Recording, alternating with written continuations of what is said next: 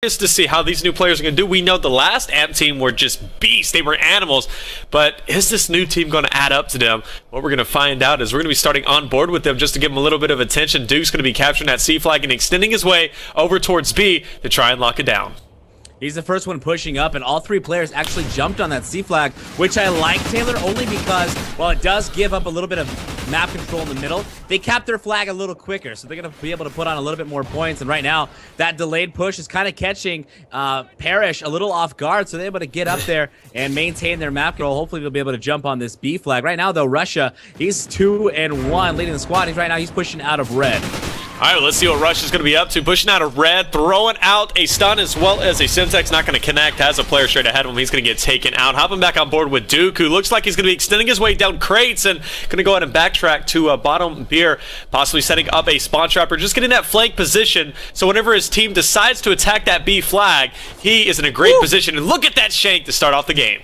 Dagger, and he's in a nice spot to be able to spawn trap. Unfortunately, Invader's gonna shut him down. Huge play coming from Invader, who's 4-1. I want to jump on board with him, trying to see what he can do on the B flag. Unfortunately, he's gonna be able to do nothing. His teammates will be able to help prevent that flag from being capped by AMP, and now AMP will lose B as that has finally been taken over by your boys from Parrish, and with that, they'll start to try to take this lead with 3 minutes and 30 seconds. I think on this map, Taylor, that might be the longest time I've ever seen the B flag remain neutral. Right, you know, typically, you know, it's neutral for like the first 30 seconds, but never for like a minute and a half at least. Someone at least gets it, and then they trade off from then and, you know, there. But look at Flex, this guy, on an 8-kill streak, 9-kill streak, just earned a specialist bonus. He's dipping and dodging, trying to get out of there before he dies. And he's actually going to have a guy extend his way in front of him. And is he able to get the kill? No, but he's going to stay alive and working his way for a kill, but can't get that turn on. He's 8-2 right now, and he's one of the main reasons why they were able to capture that B flag and locking it down. And Droz, and I'm liking how they're just trading off here. You know, you have Droz as well as Flex. Look at that shake from Flex. But see, you see Flex and Droz, they are mixing it up when it comes to the AR, so they're locking down those choke points, and that's where AMP is lacking.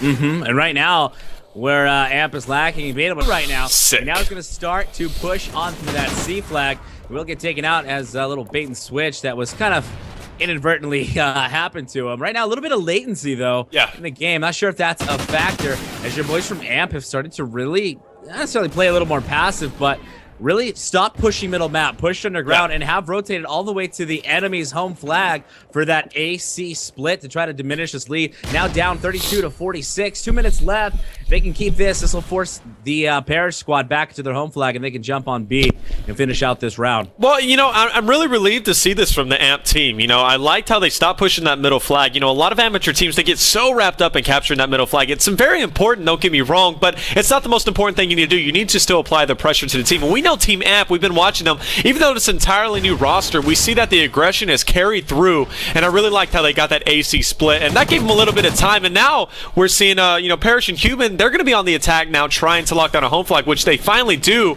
and then we see Gotcha hopping that B flag. But overall, they were able to close down that deficit just a little bit.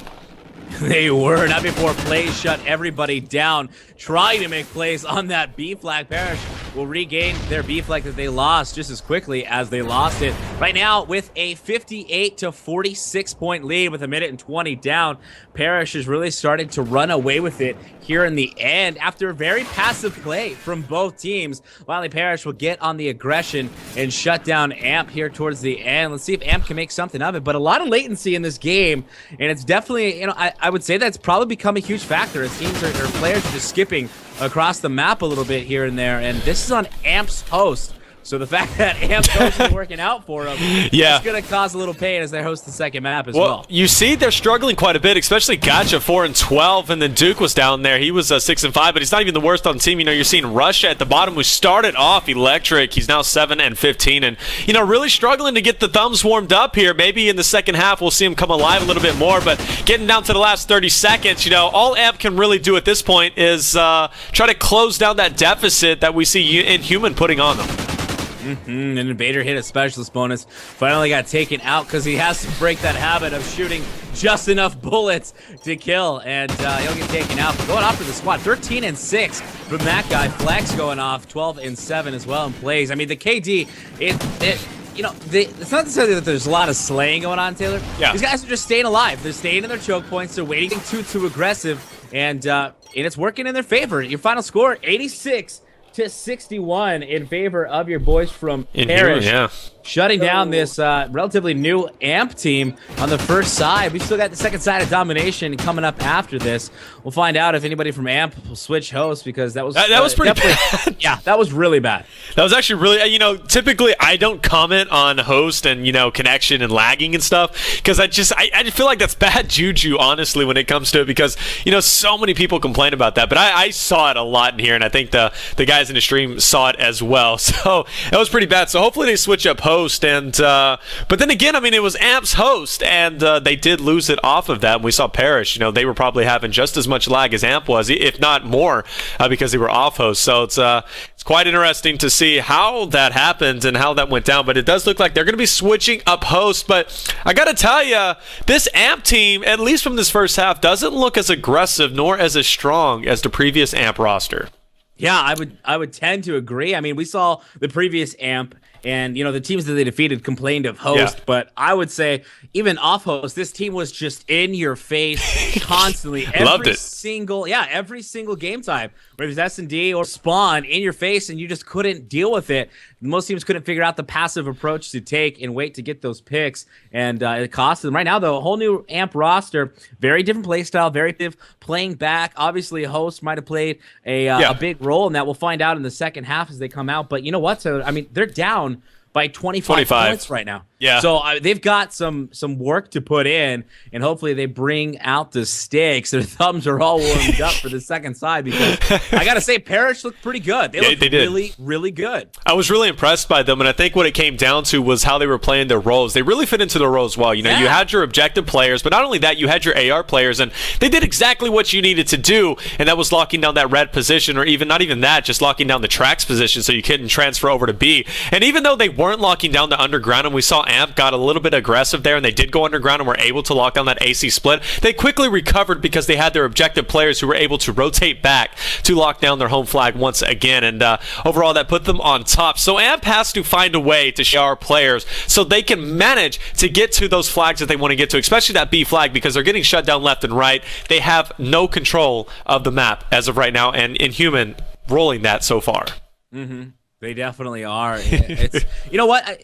I saw a couple AR players from both teams, and trying to post up in that 10 spot, and none of these players were able to stay alive for too long. I even saw an MTAR go top red, down a little bit better from both squads, hopefully for AMP, if they want to keep their hopes alive, because AMP had no control of red the entire time. Right. I mean, Parish was able to push through, flip spawns, even after that split AC cap coming from AMP, and they were just to bring it back quickly. The key to this is going to be that control of that side of the map. If AMP cannot control it, Taylor, they're going to be in some huge trouble, and Parish is going to run away with it here on the second side. Well, hopefully AMP can bring it back. We'll find out who's your player to watch from this AMP team that, you know, try to put up something, which wasn't enough.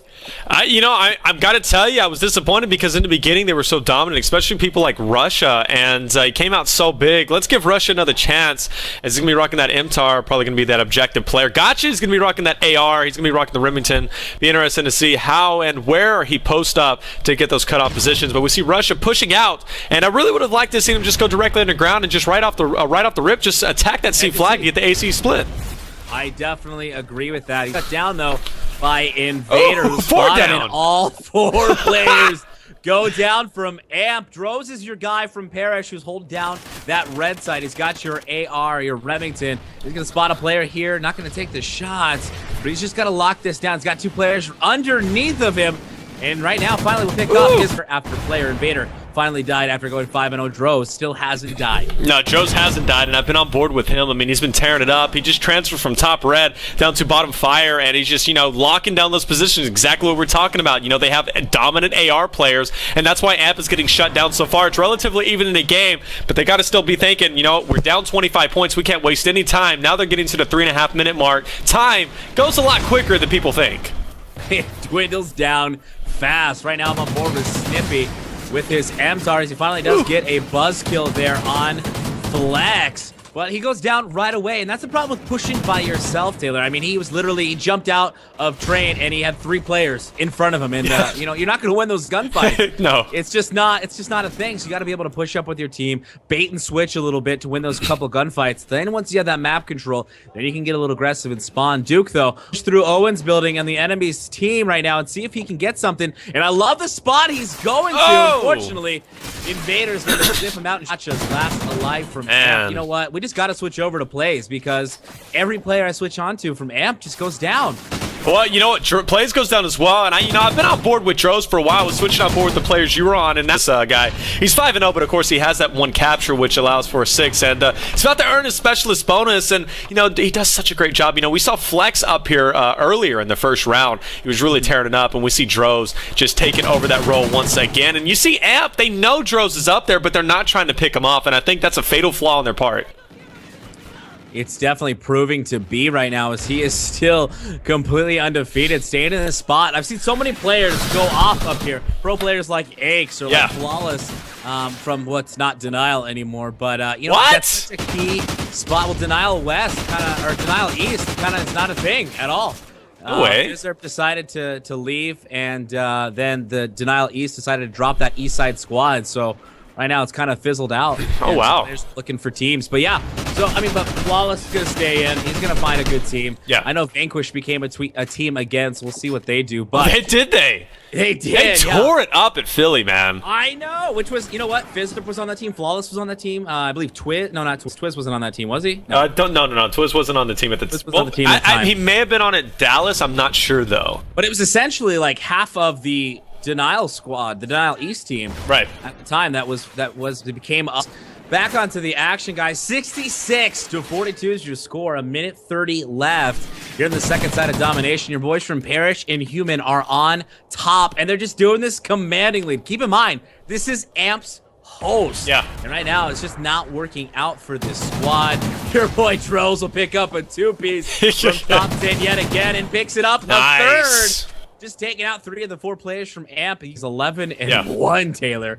And if you're not going to be able to shut down control of red, which we talked about was the key indicator of who's going to take this map, you're not going to take an Amp. We'll drop map number 1 to Parrish in this best of 5. Well, we see Amp trying to get something going, though. They're trying to get that triple cap. They're able to neutralize the home flag, and that's A. So they have that CB split. That triple cap would have been much needed, especially in the last 40 seconds. I don't know if it would have been enough time for them to close that deficit that they have now, plus that 25 points. But definitely would have been a nice start. Now getting down to the last 30 seconds, I think it's fair to say inHuman now is going to take this first round in this best of 5. Great stuff coming from them, and it's a really strong team. Amp needs to really start heating up, not only with map control, but that aggression to shut down inHuman, because I think inHuman's flaw overall, as you're seeing now, Amp, who's starting to get a lot more aggressive, starting to warm up kills, and it always happens during the last like 30 seconds of the map.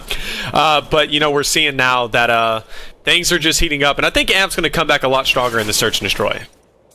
Well, Search and Destroy, I mean, different game type, could be anybody's game, and if Amp plays it the right way, I mean, we'll find out what map it's on, but I mean, you have Droz 15-3, you've got Plays 18-12, and you're just going off. Flex didn't have that best of a side, but they're definitely going to have to show up in this S&D. S&D, anybody's game, but I have to say, based on the way Plays, or based on the way Parrish is, and they've got the chemistry, really, to bring this win in S&D, and we know that S&D is a lot more chemistry involved. Call-outs are crucial, bait and switch, pushing up together, understanding what your team is. The stream chat is complete.